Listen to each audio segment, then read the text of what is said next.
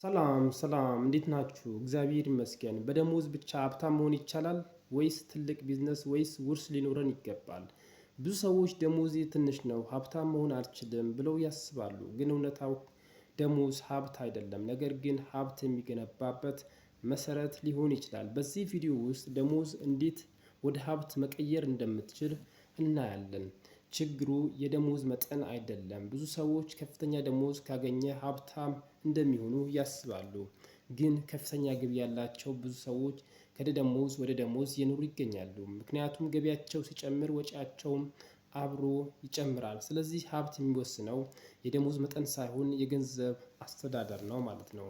ሀብታሞች የሚያደርጉት አንድ ትልቅ ልምድ አለ። ብዙ ሰዎች ወጪያቸው ካወጡ በኋላ የቀረውን ለመቆጠብ ይሞክራሉ።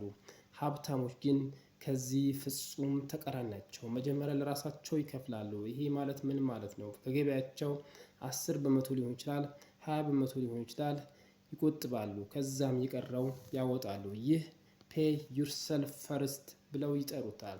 ሌላው የደሞዝ ወደ ሀብት የሚቀየረው እንዴት ነው? አንደኛ በጀት ማዘጋጀት። ይሄ ማለት ገቢ ወዴት እንደሚሄድ ካላወቅ ሀብት መገንባት ፈጽሞ አይቻልም። ሌላው ቁጠባ መጀመር። ይህ ማለት ትንሽም ቢሆን በቀጣይነት የሚደረግ ትንሽ ቁጠባዎች ለውጥ ያመጣሉ። ይሄ ማለት ምን ማለት ነው? ተጨማሪ ገቢ ምንጭ መፍጠር ያስፈልጋል። አንድ ደሞዝ ብቻ በቂ ላይሆን ይችላል።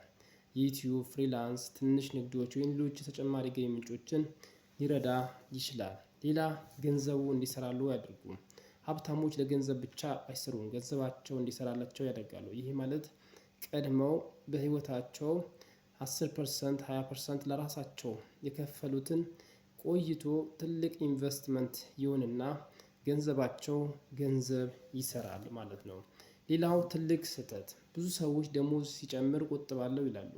እውነታው ግን ሀብት የሚጀምረው ከልምድ ነው እንጂ ከደሞዝ መጠን አይደለም። 10,000 ብር የሚያገኝ ሰው በዲሲፕሊን ከተጠቀመበት 100,000 ብር ከሚያገኝ ነገር ግን ያለ እቅድ ከሚኖር ሰው ጋር የተሻለም ገንዘብ ህይወት ሊኖረው ይችላል። ስለዚህ ደሞዝ ወደ ሀብት መቀየር ይቻላል? መልሱ አዎ ነው። ግን የሚያስፈልገው ትልቅ ደሞዝ ሳይሆን ትክክለኛ የገንዘብ አስተሳሰብ ነው።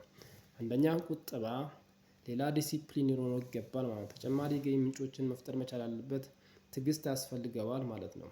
እርስዎ ደሞዝ ወደ ሀብት ለመቀየር የጀመሩት ምንድን ነው? ወይስ ምን ለመጀመር አስቧል? በኮሜንት ይጻፉልን። ቪዲዮውን ላይክ ያድርጉ።